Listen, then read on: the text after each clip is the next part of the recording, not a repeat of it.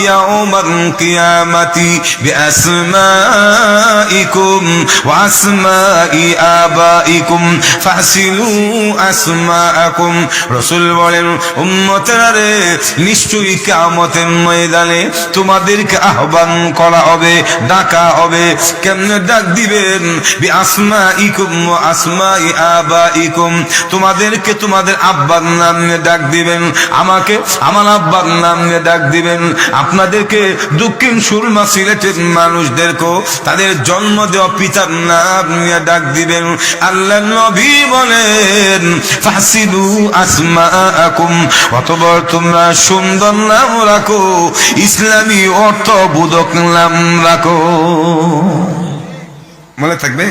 বললাম কিতে সিন্টু মিন্টু নামটা রাখবেন না, সুন্দর নাম মনে রাখবেন। এটা আব্বা আম্মার দায়িত্ব, নতুবা এই দায়িত্ব পালন না করলে আল্লাহর আদালত অভিযোগ করা হবে। তাহলে মুসলমানের ছেলে মেয়েগুলি মানুষের মতো মানুষ হওয়ার জন্য, মানুষের বাচ্চা বানানোর জন্য, দেশপ্রেমিক বানানোর জন্য যে কয়েকটা দায়িত্ব আছে ইসলামে, এর মধ্যে প্রথম নম্বরটা হলো ডান কালে আজান, বাম কালে ইকামত দেওয়া, আর 2 নম্বর হচ্ছে আকিকা করা, এরপর মাথার চুলকানা, সুন্দর ইসলামী নাম রাখা। 3 নম্বর বলবো, 3 নম্বর দায়িত্ব হলো প্রত্যেকটি পিতা মাতার উপরে সন্তানের প্রতি 3 নম্বর দায়িত্ব, মা বাবা তার সাধ্য মোতাবেক ছেলে মেয়ের দেখাশোনা, খাবার দাবার, চিকিৎসা ইত্যাদি পোশাক পরিচ্ছদের ব্যবস্থা করবে। বিশেষ করে প্রত্যেকটি জন্ম দেওয়া মা সন্তানকে পূর্ণ 2 বছর পর্যন্ত বুকের দুধ খাওয়াবে।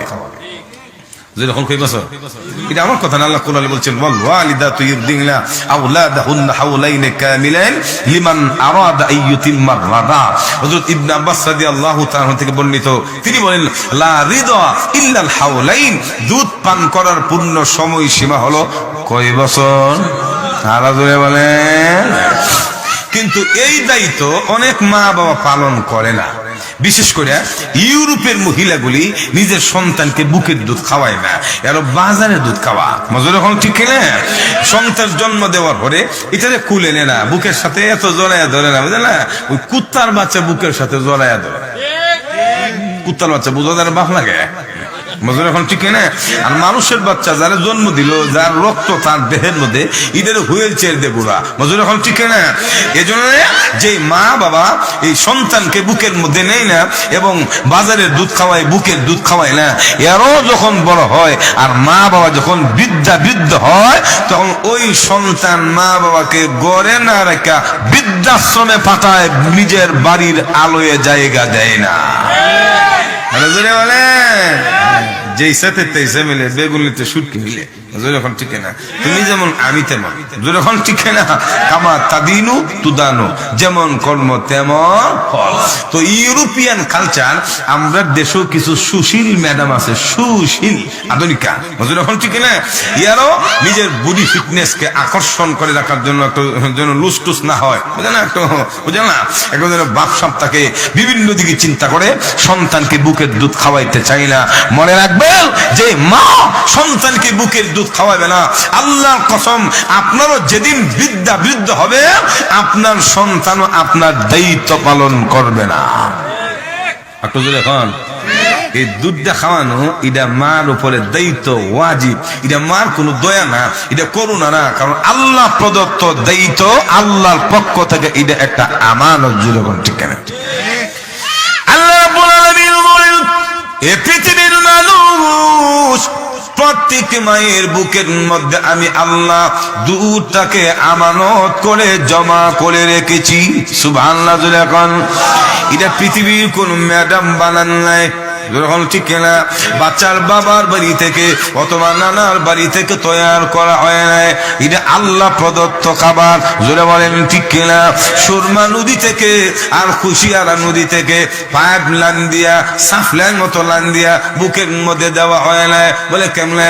সন্তান ভূমিষ্ঠ হওয়ার পরে মার বুড়িটা যেমন ভূমিষ্ঠ হওয়ার আগে হতো তেমন। তাহলে সন্তান হওয়ার আগে দুধ কোথায় ছিল? কই ছিল দুধটা? দুধটা ছিল কোথায়? ভূমিষ্ঠ হওয়ার পরে কোথা থেকে আসলো? এটা হবিগঞ্জের কোয়াই নদী, ব্রাহ্মণবাড়িয়া তিতাস নদী, কুমিল্লার গোমতী, সিলেটের কুশিয়ারা আর সুরমা নদী থেকে পাবের লাইন দিয়া, সাফলাইন লাইন দিয়া বুকের মধ্যে দুধটা দেওয়া হয় না, যেরকম ঠিক কিনা?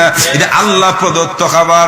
আল্লাহ বলেন, মানুষেরা রে, আমি আল্লাহ জানি তোমাদের নবজাতক শিশুগুলি, ছোট ছোট বাচ্চাগুলি তোমাদের মতো না, এগুলি তোমাদের মতো ভাত খাইতে পারবে না, রুটি খাইতে পারবে না, ডিম খেতে পারবে না, সিলেট বেকারি বিস্কিট খেতে পারবে না, যখন ঠিক কিনা? মোটা মোটা খাবার খেতে পারবে না।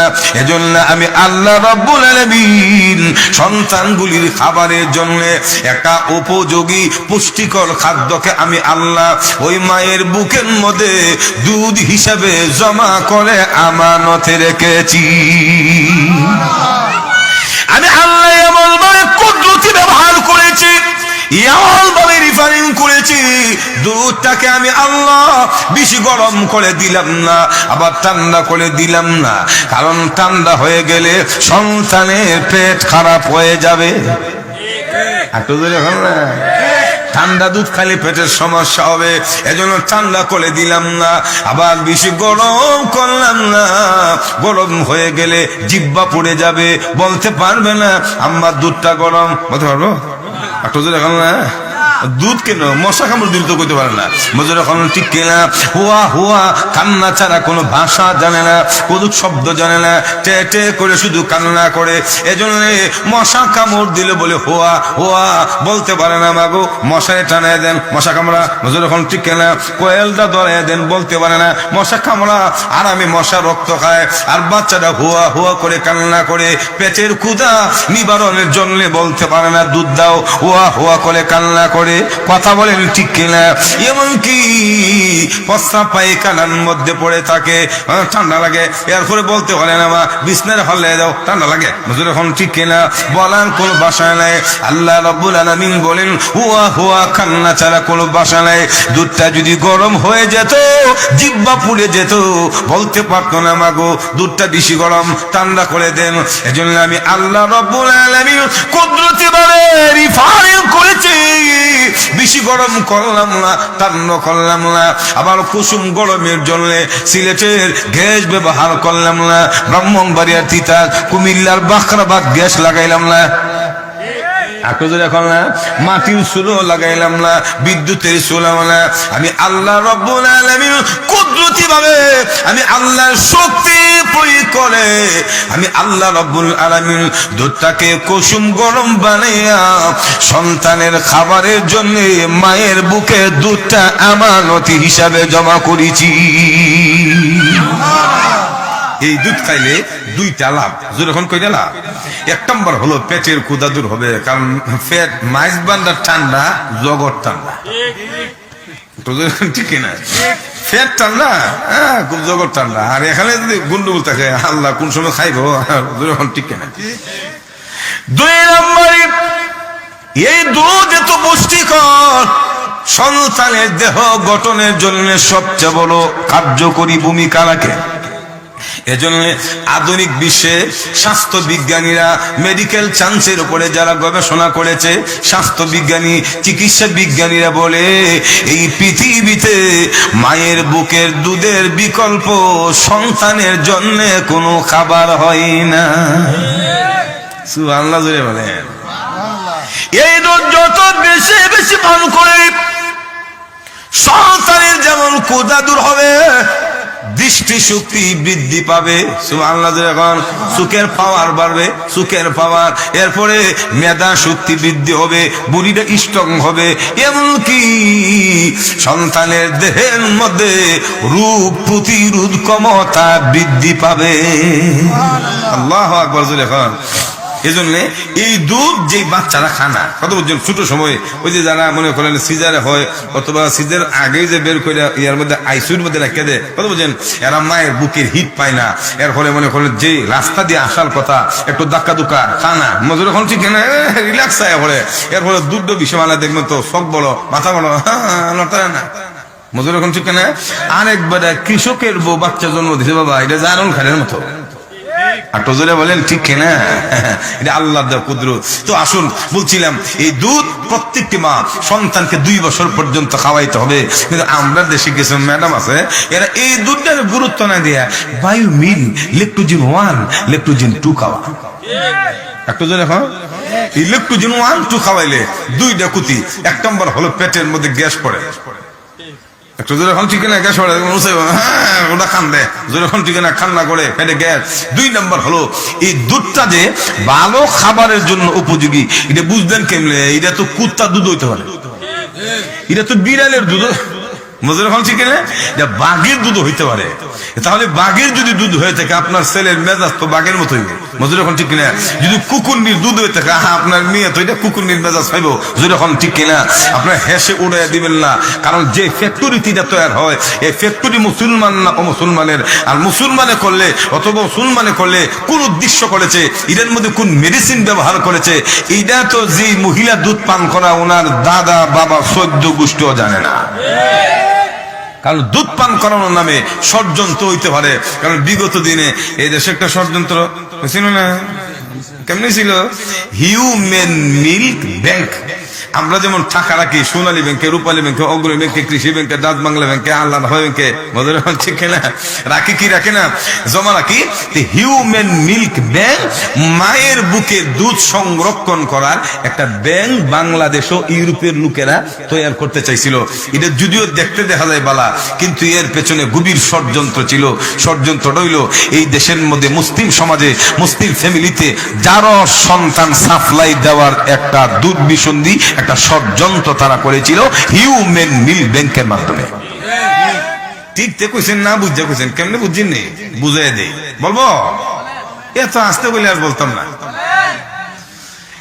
ব্যাংকে যেমন টাকা রাখেন, কোন নোটটা রাখছেন, আপনার নোটটা কে নিল, এটা কোনো বোঝা যায়, চিহ্নিত করা যায়। এখন মনে করেন হিউম্যান মিল্ক ব্যাংক মায়ের বুকের দুধ সংরক্ষণ করার একটা অ্যাকাউন্ট বাজারজাত করে, মনে করেন এটা একটা সাদানের অ্যাকাউন্ট। সিলেটের আমার 10,000 বোন এটার মধ্যে দুধ রাখছে, ব্রাহ্মণবাড়িয়ার 5,000 বোন দুধ রাখছে, ঢাকার 10,000 মহিলারা দুধ রাখছে। কত হইল? 25,000। 25,000 মহিলারা যে এটার মধ্যে দুধ রাখছে, সিলেটের মা বোনের দুধটা কোনটা, ব্রাহ্মণবাড়িয়ার মা বোনের দুধ কোনটা, ঢাকার মা বোনের দুধ কোনটা, চিহ্নিত করা যাবে না? একটা যে এখন মিক্স হয়ে গেছে। মিক্স হওয়ার পরে এটা মেশিনের মাধ্যমে রিফাইনিং করে, কারিগরি করে, প্যাকেট টেকেট করে, হ্যাঁ মানে এখন 25,000 মহিলার দুধ পুরো বাংলাদেশে ছড়াই দিল। যখন দিলনি তো ব্রাহ্মণবাড়িয়ার মহিলার দুধটা সিলেটের ছোট বাচ্চারা খাইলো, সিলেটের মহিলার দুধটা ব্রাহ্মণবাড়িয়ার বাচ্চারা খাইলো। ঢাকার কথা বাদ দিলাম, কারণ আমরা ব্রাহ্মণবাড়িয়ার সাথে একটা সম্পর্ক বিষয় বলা যেহেতু, ঠিক না বললাম। 10,000 মহিলার দুধ আর 5,000 মহিলার দুধ একত্রিত হইল নি, হইল। এখন 5,000 আর 10,000 মহিলা কার দুধ কোনটা চিহ্নিত করার কিন্তু কোনো সুযোগ নাই। এখন মনে করেন এখানে 5,000 মেয়ে ছেলে, 5,000 মেয়ে, সিলেটের 5,000 মেয়ে এই দুধ খাইলো, ছোট বাচ্চা, আর ব্রাহ্মণবাড়িয়ার 5,000 ছেলে এই দুধ খাইলো। এখন কোন মহিলার দুধটা ব্রাহ্মণবাড়িয়ার ছেলে খাইলো, কোন মহিলার দুধটা সিলেটের মেয়ে খাইলো, এটা চিহ্নিত করার কোন সুযোগ আছে নাই। দেখা গেল উভয় পক্ষের, উভয় জেলার একজন আরেকজনের দুধ ছোট বাচ্চারা খাইছে। খাওয়ার কারণে দেখা গেল কি, চিহ্নিত না করার কারণে শরীয়তের একটা মাসআলা হলো, ধর্মীয় মুসলমানের ধর্মের একটা বিধান হচ্ছে দুধ বোন দুধ ভাইয়ের মধ্যে বিবাহ বন্ধনে যাওয়া হারাম। বুঝছেন মনে হয়? দুধ ভাই দুধ বোন এদের মধ্যে বিয়ে করা হালাল না হারাম? একটু জোরে খান। তো হারাম যদি হয়ে থাকে, যেই বাচ্চাগুলি সিলেটের 10,000 বাচ্চা খাইলো, ব্রাহ্মণবাড়িয়ার 10,000 বাচ্চা খাইলো, খাওয়ার কারণে কার দুধটা খাইছে যেহেতু চিনতে পারে না, এরা যখন বাচ্চা থেকে বড় হইলো, হওয়ার পরে সিলেটের 2টা মেয়ে, ব্রাহ্মণবাড়িয়ার 2টা ছেলে বিবাহ শাদী হইল। এখন এমনও তো হইতে পারে যে তারা যে বিবাহ শাদী করলো, এই সিলেটের মেয়ের দুধটা ব্রাহ্মণবাড়িয়ার ছেলে পান করছে, ব্রাহ্মণবাড়িয়ার 2জন মার দুধ সিলেটের 2টা মেয়ে পান করছে ছোট থাকতে, এখন তারা বড় হয়ে গেছে, যার কারণে ছোট থাকতে দুধ পান করার কারণে কিন্তু তারা হয়ে গেছে দুধ ভাই বোন। তারা কি ইসলামে তাদের বিয়া হালাল হারাম? একবার হারাম। কিন্তু ছোট সময় হয়ে গেল দুধ ভাই বোন, যাদের সাথে কিয়ামত পর্যন্ত বিবাহ বন্ধনে যাওয়া হারাম, এখন বড় হওয়ার পরে কার দুধ কে খাইলো চিনল না, বুইরা গেলে দেখা গেল শেষ পর্যন্ত দুধ ভাই দুধ বোনকে, দুধ বোন দুধ ভাইকে বিয়ে করেছে। কথা বলেন ঠিক কিনা? তখন এই বিয়ে হালাল হবে না হারাম হবে? এখন এরার মধ্যে যদি সন্তান হয়, সন্তান হালাল জাদা না হারাম জাদা? একটু জোরে মানে হিউম্যান মিল্ক ব্যাংকের নামে এই দেশের মধ্যে মুসলমানের ঘরে ঘরে হারামজাদা জন্ম দেওয়ার একটা ষড়যন্ত্র তারা করেছিল। কথা বলেন ঠিক কিনা? তখন আমরা এই দেশের উলামায়ে কেরাম তৌহিদি জনতাকে নিয়ে মসজিদের মিম্বর থেকে রাজধানীর রাস্তা পর্যন্ত প্রতিটি জায়গায় স্পটে অনলাইনে সরজমিনে আমরা প্রতিবাদ করে তাদের ষড়যন্ত্র বন্ধ করে দিয়েছি। যখন ঠিক কিনা? এখন বলেন এই যে একটা ষড়যন্ত্র তারা করতেছিল, এখন যে বায়ু নীল লেপ্টোজেন 1 লেপ্টোজেন 2 এর মধ্যে এই দল যদি এখানে নজর দিয়া বাঘের দুধ আর বিড়ালের দুধ আর কুত্তার দুধ দিয়া দে, এখন আপনার ছেলে মেয়ের যে খাওয়াইলেন, বাঘের দুধ খাওয়াইলেন না মানুষের দুধ খাওয়াইলেন, বোঝার কোন উপায় আছে? একটু জোরে মানে এই জন্য আগেই ভালো ছিল খাইরুল কুরুনি কারনি সুম্মাল্লাযিনা ইয়ালুনহুম সুম্মাল্লাযিনা ইয়ালুনহুম। আগের যুগের মানুষ ভালো ছিল, তো আধুনিক ছিল না। বাচ্চা দুধ না হলে ওই চিনি আর মিশ্রির রস খাওয়াইতো। বুঝলেন এখন ঠিক না? চিনি আর মিশ্রি রস খাইতো। এখানে ষড়যন্ত্র করার সুযোগ নাই, কারণ চিনি খাইতেছে, মিশ্রি খাইতেছে, বায়ু মিলা লেক্টোজেন 1 2 এর মধ্যে বাঘের দুধ আর বিড়ালের দুধ খাওয়া না। বুঝলেন এখন ঠিক না? ভাইয়ের আবার এই জন্য আমার দেশের মা বোনেরা যারা লেপ্টোজেন 1 এবং লেপ্টোজেন 2 খাওয়ান, একটু বুঝে শুনে খাওয়াইন। যখন ঠিক কিনা? আমাদের মা বোনদেরকে অন্তত বিষয়গুলি যে হেরে রেখে সামনের দিনে সিদ্ধান্ত নেওয়ার তৌফিক দান করেন সকলে বলুন আমিন। তো বলছিলাম প্রত্যেকটি মা সন্তানকে পূর্ণ 2 বছর পর্যন্ত দুধ খাওয়ানো এটা মায়ের উপর ওয়াজিব, মায়ের উপরে দায়িত্ব সন্তানের প্রতি। কথা বলেন ঠিক কিনা? 3 নম্বর গেল। 4 নম্বর, আমার আপনার ছেলে মেয়ে মানুষের মতো মানুষ বানাইতে হলে আব্বা আম্মার উপরে 4 নম্বর দায়িত্বটা হলো প্রত্যেকটি পিতা মাতা সন্তানগুলিকে ধর্মীয় ইসলামী শিক্ষা দিতে হবে। কথা বলেন। আজকের সমাজে আমাদের কিছু সুশীল ফ্যামিলি আছে যাদের ফ্যামিলিতে দুনিয়ার শিক্ষাটাকে দ্বীনি শিক্ষার চেয়ে বেশি প্রাধান্য দিয়ে থাকে। আজকের পৃথিবীতে দেখেন যারা কুদাদ্রুকি নাস্তিক ইসলাম বিদ্বেষী বক্তব্য দেয়, এর অধিকাংশ শিক্ষিত। এত শিক্ষিত বাংলাদেশের ইউনিভার্সিটিতে পড়াশোনা করেছে, অক্সফোর্ড বিশ্ববিদ্যালয়ে পড়াশোনা করেছে। এদের ডিগ্রিগুলি যদি ব্যান গাড়িতে রাখিয়ে দেন, ব্যান গাড়ির সাইডেও চাক্কা পাঞ্চার হয়ে যায়। কিন্তু এরপরও এত উচ্চ শিক্ষিত হওয়ার পরে কুদাদ্রুহি কেন? আল্লাহর বিরুদ্ধে বক্তব্য দেয় কেন? নাস্তিকের মতো কথা বলে কেন? একটাই কারণ, শিক্ষিত দেখি সুশিক্ষিত না। যখন ঠিক না? আধুনিক শিক্ষায় শিক্ষিত, ধর্মীয় শিক্ষার অভাবে আজকাল নাস্তিক এবং গুমরা পথভ্রষ্ট। সুতরাং এইভাবে যদি ছেলে মেয়ের প্রতি দায়িত্ব পালন না করে দুনিয়ার শিক্ষা দিয়ে দেয়, যে শিক্ষার কারণে কুদাদ্রুহি ইসলাম বিদ্বেষ হয়ে গেল, গুমরা হয়ে গেল, এই অবস্থায় যদি ছেলে মেয়েগুলি মারা যায়, কিয়ামতের ময়দানে প্রত্যেকটি ছেলে মেয়ে আব্বা আম্মার বিরুদ্ধে মামলা দায়ের করবে। বুঝেন? যে ছেলের জন্য রক্ত পানি করলেন, যে ছেলের জন্য 18 বছর বিদেশ পড়ে থাকলেন, যে ছেলে মেয়েকে মানুষ করার জন্য নাস্তা না করে সিগারেট দিয়ে অফিস করলেন, যখন ঠিক কিনা? এই আদরের কুলিজার টুকরা সন্তানগুলি যখন আপনার ধর্মীয় শিক্ষার অভাবে, দায়িত্বহীনতার অভাবে জাহান্নামে যাবে, তারাই বলবে রব্বানা আরিনাল্লাযীনা আদাল্লানা মিনাল জিন্নি ওয়াল ইনস নাজআলহুমা তাহতা আকদামিনা লিয়াকুনা মিনাল আসফালিন। নাউযুবিল্লাহ। মামলা করবে, কারণ সন্তানগুলিকে মানুষ করার দায়িত্ব, সুশিক্ষা করার দায়িত্ব না কার? আব্বা আম্মার। কেন? কারণ ছেলে মেয়ে কোন শিক্ষা নিবে, স্কুলে পড়বে না মাদ্রাসায় পড়বে, এই সিদ্ধান্ত ছেলে মেয়ে নেওয়ার কোন সুযোগ নাই। প্রাথমিক শিক্ষাটা দেওয়ার একমাত্র সুযোগ থাকে মা বাবার হাতে, কারণ ছেলে মেয়ে নির্ভরশীল হয় কার প্রতি? মা বাবার প্রতি। এজন্য রাসূল বলেন কুল্লু মাউলুদিন ইউলাদু আলাল ফিতরা ফাবাওয়াহু ইউহাউদানিহি আও ইউনাসসিরানিহি আও ইউমাজ্জিসানিহি।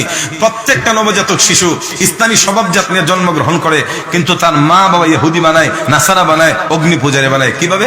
সহজে বুঝাই দেয়। মুসলমানের ছেলে মেয়েগুলি ছোট সময় কোথায় যায়? মন্দিরে না মসজিদে?